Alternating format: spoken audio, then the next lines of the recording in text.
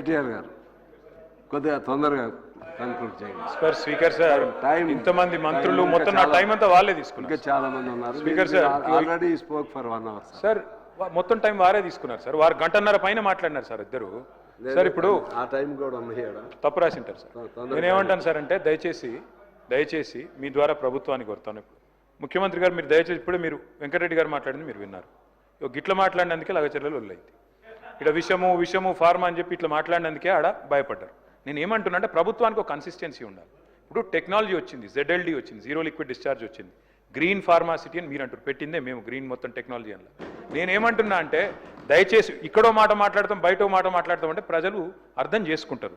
మీరు అన్నారు అదో మీ సొంత పేపర్లో రాశాను. ఇది economic times, economic times and times of India 3 కంపెనీలు ప్రీమియర్, కేన్స్ అండ్ కార్నింగ్ పోయినాయని చెప్పి మరి స్పీకర్ గారి ద్వారా మీకు పంపుతాను, చూసుకోండి. అట్లాగే నేను అడుగుతా ఉన్నా అధ్యక్ష, మరి మీరు అన్నారు అధ్యక్ష, ఈ ముఖ్యమంత్రి గారు తరచుగా కోట్ చేస్తూ ఉంటారు కాళోజీ నారాయణరావు గారిని.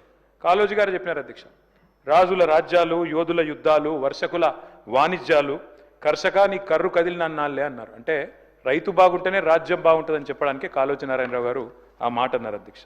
కానీ ఏమైంది అధ్యక్ష, ఈరోజు తెలంగాణలో పంటలు ఎండుతున్నాయని చెప్పి వాళ్ళ ట్యాంకర్లతో నీళ్లతో పంటలు కాపాడుకునే ప్రయత్నం బలంగా చేస్తూ ఉన్నారు. మాట్లాడితే కూలేశ్వరం అధ్యక్ష. మీరు మంత్రులు, మీరు అట్లా అనాలోచితంగా అంత ఈజీగా కూలేశ్వరం అని మాట్లాడితే అది మన రాష్ట్రానికి నష్టం. అదేదో కేసీఆర్ గారు వ్యక్తిగతంగా ఆయన కోసం కట్టుకున్న ప్రాజెక్టో లేదా ఇంకోళ్ళ కోసం కట్టిన ప్రాజెక్టో కాదు కదా. మేడిగడ్డ అధ్యక్ష, కాళేశ్వరంలో మొత్తం ఒకటి కాదు అధ్యక్ష.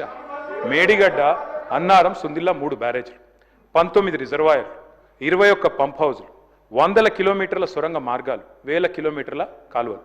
కాళేశ్వరం కూలిపోయిందంటారు అధ్యక్ష. దిక్కు ఇదే ముఖ్యమంత్రి గారు మళ్ళా కొండపోచమ్మ సాగర్ నుంచి, మల్లన్న సాగర్ నుంచి హైదరాబాద్కి నీళ్ళు తెస్తా అంటారు. అందుకే అంటున్నా అధ్యక్ష అపరిచితుడు. ఎందుకంటే కూలేశ్వరం వాళ్ళే అంటారు.